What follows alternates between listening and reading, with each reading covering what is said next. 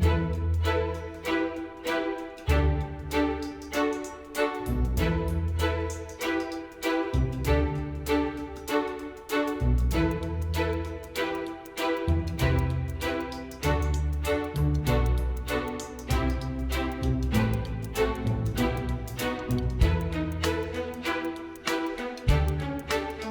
it's thrilling to be offering this wonderful group of works in the March sales in London, isn't it? All from a private collection, fresh to market, haven't been seen for decades.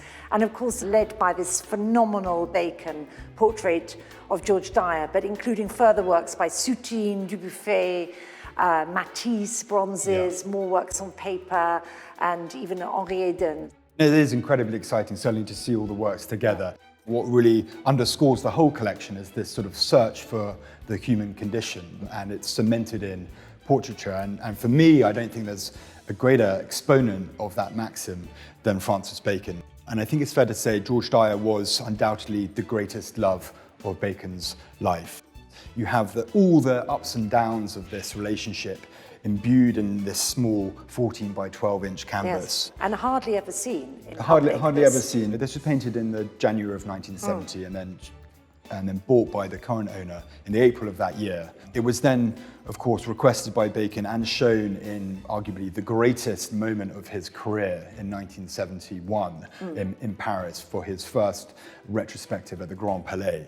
But of course, marred by this terrible tragic event just before. His greatest moment as an artist was marred tragically, but 36 hours before, with George Dyer's untimely death, found a slump in his bathroom.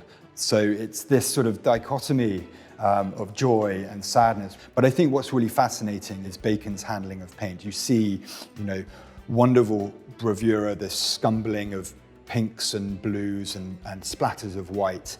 Bacon was an artist who painted on emotion, on instinct. And fantastic to have this actually leading this group of works, because the collection also includes two superb pieces by Soutine, an artist who Bacon admired, would have seen in Paris, no doubt, who in turn is influenced by Rembrandt. So that whole kind of legacy is brought through brilliantly in this group of works. Yeah.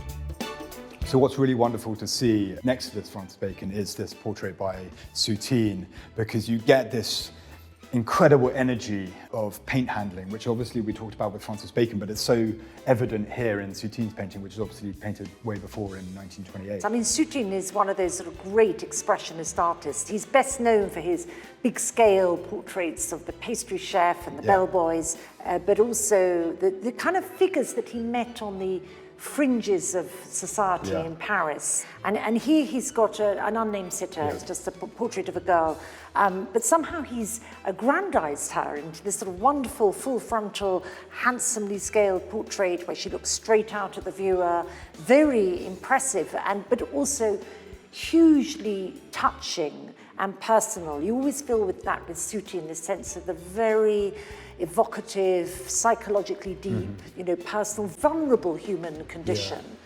I think it's, the energy that's brought, and you can see in this canvas, does keep the sort of sitter alive in many ways. And, wonderful to have this actually complemented by the landscape in the same collection, which, whilst it's not directly a figurative work, it has that human element in it. When we look at this collection, the other artist that is a great exponent of that is Jean Dubuffet, who merged landscape and figuration throughout his career.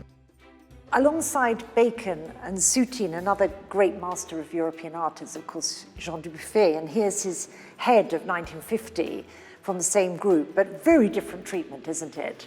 Totally different, and you're right. Jean Dubuffet is undoubtedly one of the most radical and actually influential artists of the post-war period. And this is a painting just after the sort of Second World War, 1950. It's a very pared back. It's not traditional portraiture. It's almost like a sculpture here. I was going to say it's very sculptural, isn't it? Got that total three-dimensionality with the surface, raw and thick. Like Bacon and Soutine, handling of paint was so important for Dubuffet in this period, and that's what you see here. And I think it's really interesting when you see all these works side by side, each one in their very different guises really echo that sort of ideology that art is about, sort of raw emotion and intuition and impact. And each of the artists this collector has chosen is technically wonderful in their own right. And you've got works by Moore, best known, of course, for his sculpture, but here as drawings. You've got works by Matisse, known for his paintings and drawings, but they are sculpture.